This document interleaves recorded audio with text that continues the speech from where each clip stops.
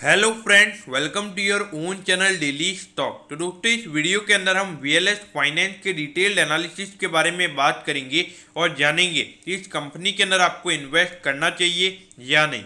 चलिए शुरू करते हैं।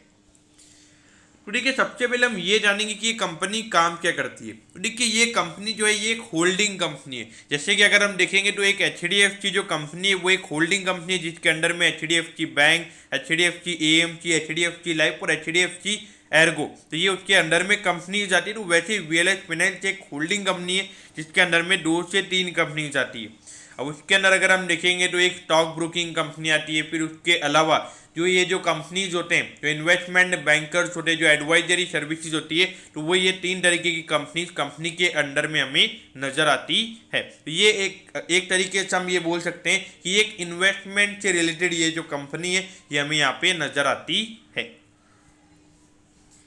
अब यहाँ पर अगर हम मार्केट कैप की बात करेंगे तो लगभग 766 करोड़ का यहाँ पे कंपनी का मार्केट कैप है और अभी लगभग 2 के पी रेशियो पे ये कंपनी ट्रेड हो रही है। और प्राइस टू बुक रेशियो भी अगर हम देखेंगे तो ये 0.31 का है, क्योंकि जो कंपनी की बुक वैल्यू है वो 629 है और करंटली अभी स्टॉक लगभग 200 रुपीज पे ट्रेड हो रहा है। तो वहाँ पर अगर हम देखेंगे तो बुक वैल्यू के कंपेरिजन में काफ़ी नीचे ये स्टॉक ट्रेड कर रहा है। लेकिन अगर हम देखेंगे ये जो कंपनीज है, जितनी भी होल्डिंग कंपनीज है, तो इनका कोई मेन प्रिंसिपल बिजनेस नहीं है। ये इनकी जो सब्सिडरी कंपनीज हैं उनके ऊपर ही डिपेंडेंट है।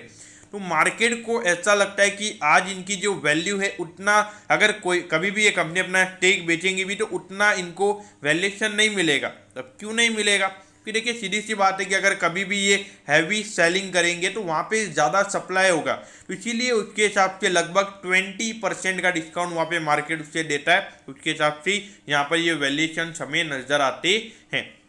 अब अगर हम देखेंगे जो बजाज होल्डिंग जो कंपनी है वहाँ पर भी अगर हम देखेंगे तो लगभग 10 का पी रेशियो हमें वहाँ पे देखने को मिलता है। और जबकि वो सबसे बड़ी होल्डिंग कंपनी हमें इंडिया की नज़र आती है, इसके अंदर में बजाज फिनेंस आता है, बजाज फिनसर्व आता है, बजाज ऑटो आता है और बजाज इलेक्ट्रिकल, यानी कि बजाज की जितनी भी कंपनीज है तो वो सारी कंपनीज उसके अंडर में हमें नजर आती है। और उन सब का मार्केट कैपिटलाइजेशन लगभग 1 लाख करोड़ से ज़्यादा है, जबकि उस कंपनी का 30 से 35 हजार करोड़ का ही मार्केट कैप हमें नजर आता है।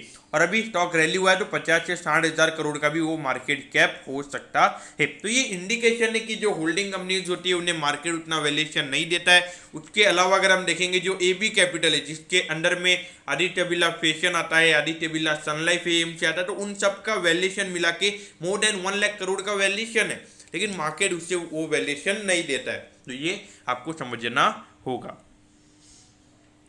अब ये देखिए, अगर हम देखेंगे तो पिछले कुछ टाइम से अगर हम देखेंगे तो कुछ ग्रोथ ही नहीं है। यहाँ पर अगर हम देखेंगे नी के बराबर ये नंबर्स थे, फिर उसके बाद में भी नी के बराबर ये नंबर्स थे।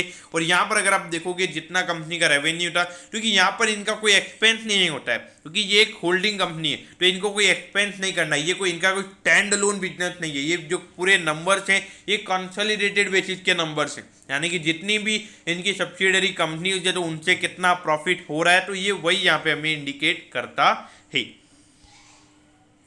अब यहाँ पे जो प्रमोटर्स का होल्डिंग है वो हमें यहाँ पे अराउंड 45% का नजर आता है। और उसके अलावा अगर हम देखेंगे तो एफआईएच का यहाँ पे नी के बराबर का होल्डिंग है। ये देखिए, एफआईएच का अराउंड 3.12% का होल्डिंग है।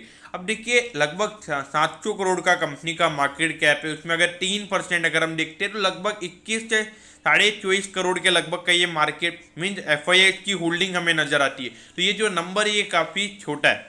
लेकिन जो मेजर होल्डिंग हमें यहाँ पे नजर आती है वो है रिटेल इन्वेस्टर्स की, जो कि अराउंड 51% है। तो यहाँ पे जो मेजर शेयर होल्डिंग है कंपनी की वो रिटेल इन्वेस्टर्स के पास है, तो ये भी हमें काफ़ी ज़्यादा डाउटफुल यहाँ पे नजर आता है।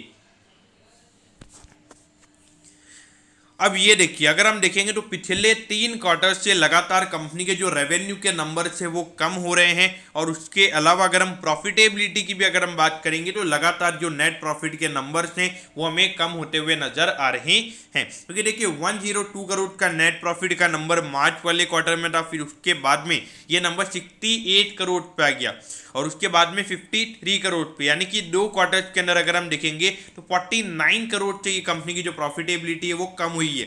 तो यहाँ पर अगर आप देखोगे तो लगातार नेट प्रॉफिट कम होगा तो आने वाले टाइम पे जो कंपनी का ईपीएस है वो कम हो जाएगा और एट दी एंड जो पी रेशियो का नंबर है वो ऊपर चला जाएगा। तो इसीलिए ये वैल्यूएशन अभी हमें काफी अट्रैक्टिव लग रहे हैं, लेकिन अगर लगातार कंपनी के नेट प्रॉफिट के नंबर गिरेंगे तो ईपीएस का नंबर ऑटोमेटिकली गिर जाएगा। अब देखिए इनके जो रिटर्न रेशियोज जो वो इतने ज़्यादा मैटर नहीं करते, लेकिन फिर भी अगर हम देखेंगे तो ये 15% का इसका रिटर्न ऑन इक्विटी है, और जबकि जो बजाज होल्डिंग है उसका लगभग अगर हम देखेंगे तो 25 से 30% का उनका रिटर्न ऑन इक्विटी है, और उसके बाद भी वो स्टॉक लगभग 10 से 11 के पी रेशियो पे ट्रेड कर रहा है। और अगर आरओसी के नंबर्स की बात करेंगे तो ये नंबर काफ़ी कम है, ये लगभग सिर्फ 12.40 पे, ये नंबर काफ़ी कम हमें यहाँ पे नज़र आता है। और रिटर्न ऑन एसेट की बात करेंगे तो देखिए ये एक तरीके से अगर हम देखेंगे इन्वेस्टमेंट होल्डिंग फर्म है तो यहाँ पर एक अच्छा रिटर्न ऑन एसेट मिलता है, जो कि यहाँ पर अगर हम देखेंगे तो काफ़ी जो वॉलेटाइल एसेट्स होते हैं, जो काफ़ी रिस्की एसेट्स होते हैं, तो वहाँ पे रिटर्न काफ़ी ज़्यादा हो जाते हैं, और अभी इसकी वजह से ये जो रिटर्न ऑन एसेट्स का जो नंबर है ये हमें काफ़ी अच्छा नज़र आता है।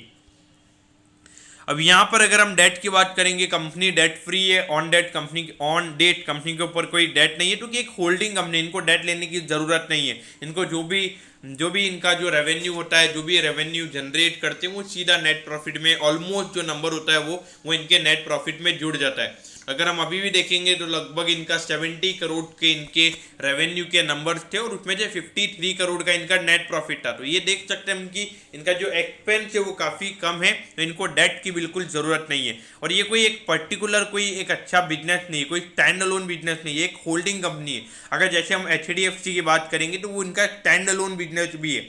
उनका मेन काम क्या है, उनको होम लोन प्रोवाइड करवाने का, उसके अलावा उनकी सब्सिडरी कंपनीज है, लेकिन हमें यहाँ पे कोई इनका स्टैंड अलोन बिजनेस यहाँ पे नजर नहीं आता है।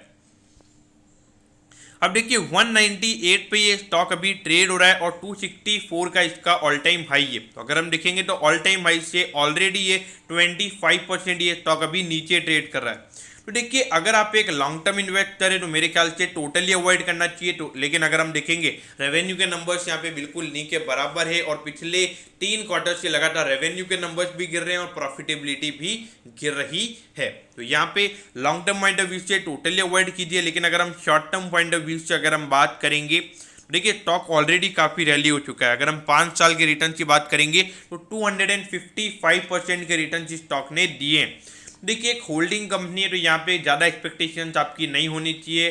तो यहाँ पर अगर आप देखोगे तो जो दूसरी होल्डिंग कंपनीज है, मेरे ख्याल से बजाज होल्डिंग, एबी कैपिटल, तो वहाँ पर उनके जो सब्सिडरी कंपनीज है वहाँ पर एक अच्छी ग्रोथ अवेलेबल है, तो उसके हिसाब से मार्केट वहाँ पे भी ज़्यादा फोकस कर सकता है। तो मेरे ख्याल से अदर अपॉर्चुनिटीज आर गुड, तो इसके लिए मेरे ख्याल से अवॉइड करना सही रहेगा। अगर शॉर्ट टर्म की बात करेंगे तो यहाँ पे बहुत जगह ऐसा बोला जा रहा है कि ये स्टॉक को बाय करिए, वो कीजिए, तो हो सकता है कि शॉर्ट टर्म में 20 to 25% की रैली हमें यहाँ पे देखने को मिले, और उससे ज़्यादा भी जा सकता है। तो लेकिन यहाँ पे शॉर्ट टर्म में टेक्निकल बेसिस पे पैसा डालिए, लेकिन अगर लॉन्ग टर्म के लिए डालना है तो लॉन्ग टर्म के लिए मेरे ख्याल से अवॉइड करना ही सही रहेगा। तो दोस्तों मैं होप करता हूँ कि वीएलएस फाइनेंस के टोटल डिटेल्ड एनालिसिस के बारे में आपको सब कुछ पता चल गया होगा। अगर आपकी कोई भी क्वेरीज है तो आप कमेंट कीजिए, मैं ज़रूर आपके कमेंट पर रिप्लाई करूँगा। ओके दोस्तों, thank you, have a nice day.